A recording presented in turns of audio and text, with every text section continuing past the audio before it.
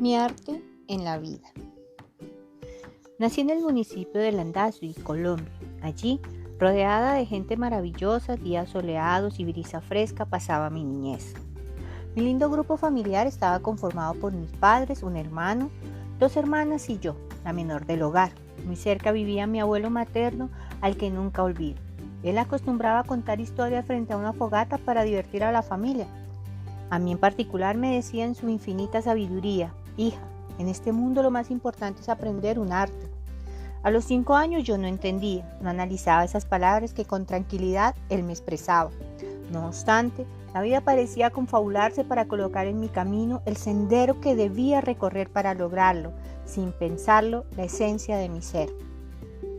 Para comprender mejor la naturaleza del abuelo, puedo contar que era un hombre aguerrido, de pocas palabras, y mirada al firmamento, expresaba con sinceridad lo que decía, lo que sentía, de voluntad inquebrantable, buenas costumbres y temeroso de Dios. Un ser maravilloso, humilde, muy trabajador, simpático, de buen humor y dicharachero. Se destacaba en el poblado por su hablar sosegado, su prudencia y su sensatez. Aunque el abuelo falleció cuando yo era adolescente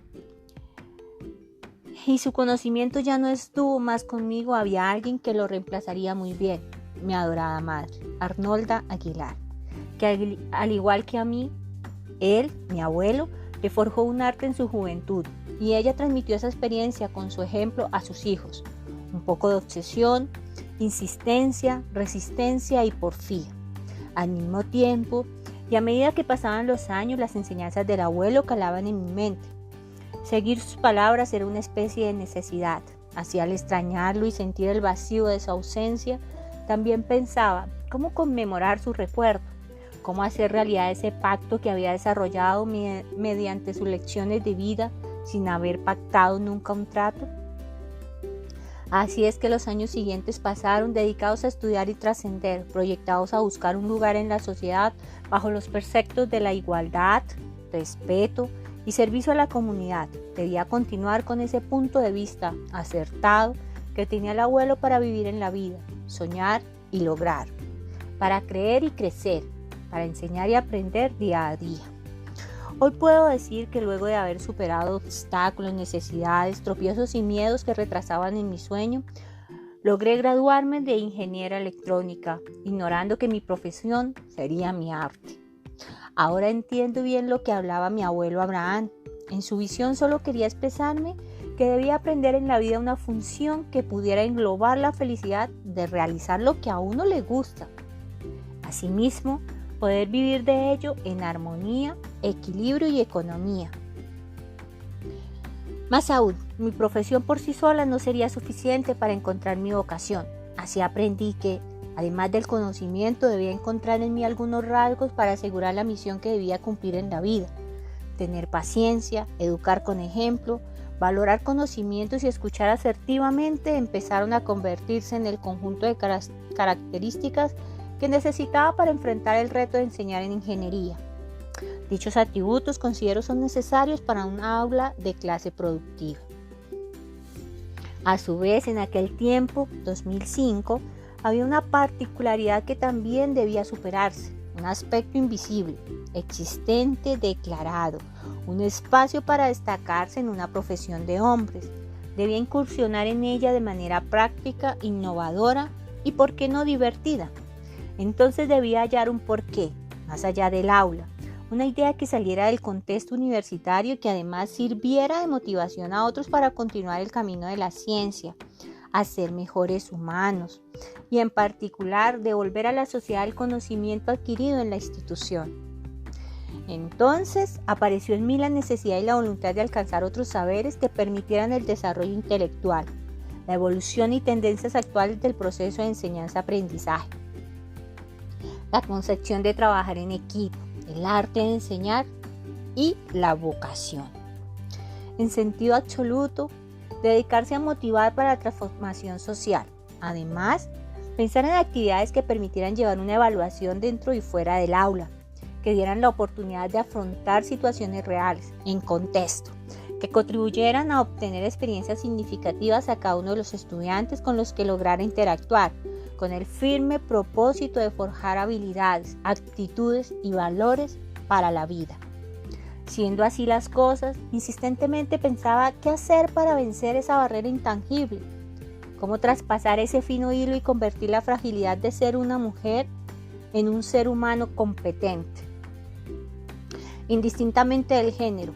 Sin duda, asumir la creatividad, la tenacidad y superar las barreras externas fue el reto fundamental para razonar con claridad y crear el proyecto de responsabilidad social clínica de juguete.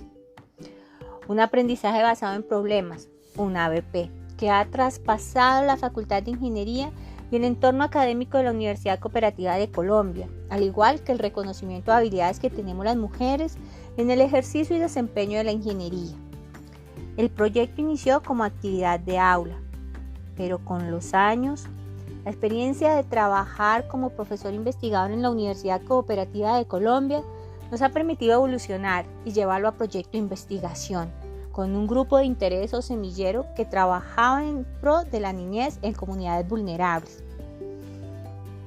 El proyecto Clínica de Juguetes, a través de sus actividades patrocinadas por la institución, ha logrado hacer feliz a más de 1.300 niños en la ciudad de Bogotá y municipios cercanos, con la entrega de juguetes rediseñados en las visitas a instituciones de educación básica, fundaciones, juntas de acción comunal y bienestar institucional. Asimismo, fortalecer las competencias ciudadanas, sociales y académicas en los estudiantes que se han vinculado al proyecto durante estos 10 años.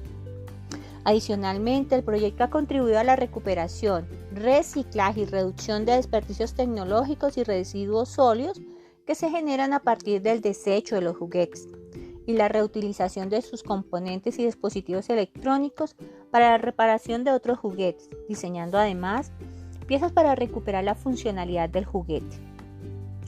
Por otro lado, considero el rediseño de juguetes electrónicos como una estrategia para el ABP en la enseñanza de la ingeniería en telecomunicaciones.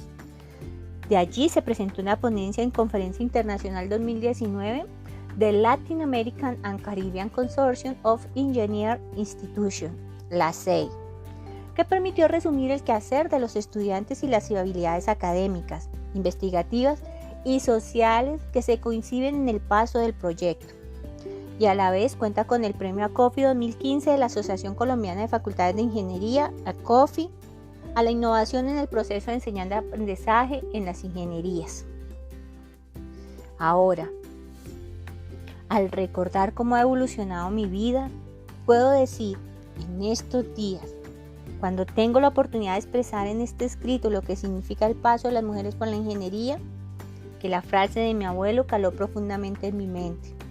Descubrí en este gran recorrido que en tiempo y experiencia, que las mujeres estamos comprometidas con un mundo mejor, que transformamos sueños y construimos realidades, que los hombres hacen parte de nuestro mundo, que tenemos un cosmos para todos, que el arte de enseñar ingeniería es una vocación de retos por amor a la educación, y lo más importante fue, es y será lo que mi abuelo y mi madre me enseñaron, y que gracias a ellos encontré mi arte en la vida.